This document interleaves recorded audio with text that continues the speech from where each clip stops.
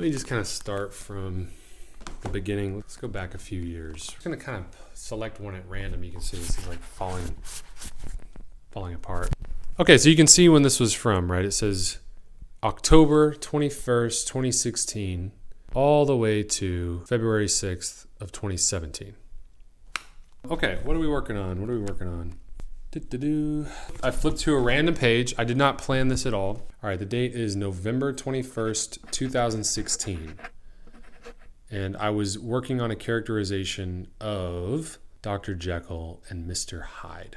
Just to give you some context, this was at Playhouse West Brooklyn Lab. One of the things we were required to do using the tool of characterization was bring to life a literary character. I was in class at this time. What was the quote of the week this week? It was, if you want something you never had, you have to do something you've never done. And then the movie was Manhunter by Michael Mann, underrated film. And it says the assignment is literary character from your favorite book, bring in a speech and a list of specific characterizations or shifts. An analysis of the character, given circumstances, everything, spine, shifts, specifics. Don't do something you cannot act. Bring in something very good for you to act. Be an artist from the beginning, was what the teacher said. Notes, be bold, always. For next time, overshoot confidently with truth. Do not just inch toward the goal. While discovering a thing, it's okay to not be truthful during the process while you're sculpting and figuring these things out. It's like sculpting clay. It's going to look grotesque at times. The pro side of the cup during a putt. Analogy for doing more than expected. A professional swing at the work. So then I'll show you some notes from my venture into the strange case of Dr. Jekyll and Mr. Hyde. By the way, this is currently a film I am now writing. I'll give you a sneak peek to that too, but it's a script that I'm developing with my company now. It's a new take on Jekyll and Hyde, which I won't disclose here, but we can talk about it later. Looking at the assignment that we were given to bring a literary character to life. So I'm going through the given circumstances of the story. It's a 78-page story. And what am I writing? I'm writing what the date was. It was published in 1886. I need to know that because I need to know the setting because it is present day. The setting is London, 1885-ish. The quote is black, sneering, coolness, frightened, but carrying it off really like Satan.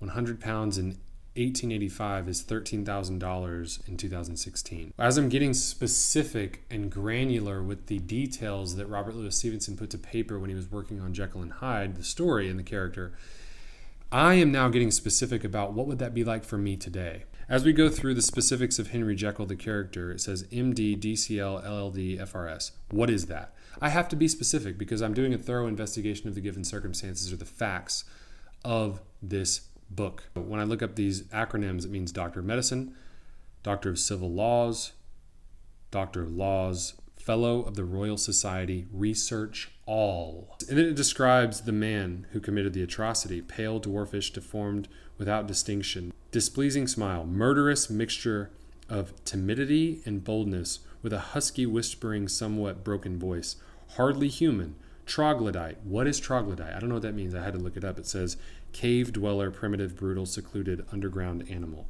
Satan's signature on a face. Do you see how utterly inspiring this is for artistic, creative physicalization from the characterization point of view? Again, that's what I'm working on at this point in time in the class that I was taking. I'm looking at all of the details described by the author, and I'm getting to the bottom of all of them because I need to understand the specifics of this character, of this story, and of the expression out of the heart, mind, and artistry of Robert Louis Stevenson if I'm to bring this part to life and collaborate in an interpretive and artistic way from my instincts and impulses and ultimate desires as an artist. This was the next week.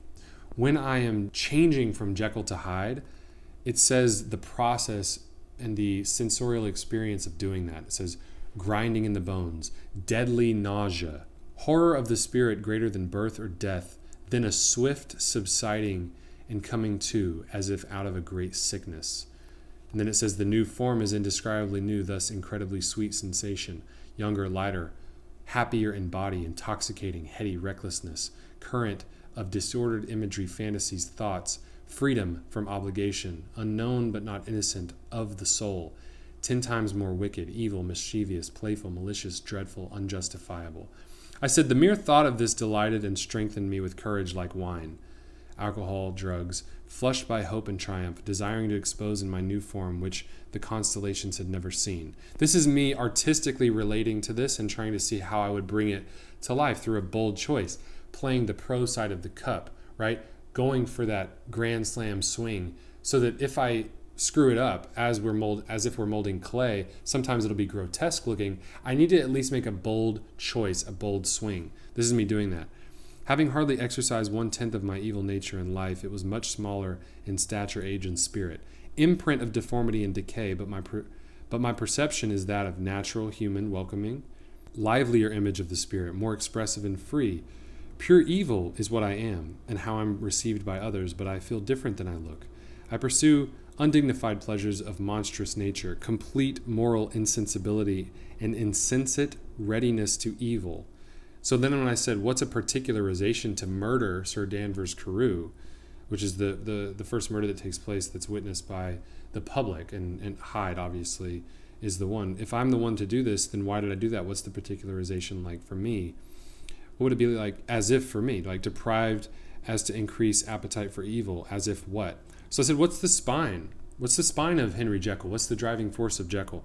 Freedom, pride, innocence, to be free of morality, to worship two masters, enjoy, pursue all impulses, rule my own life.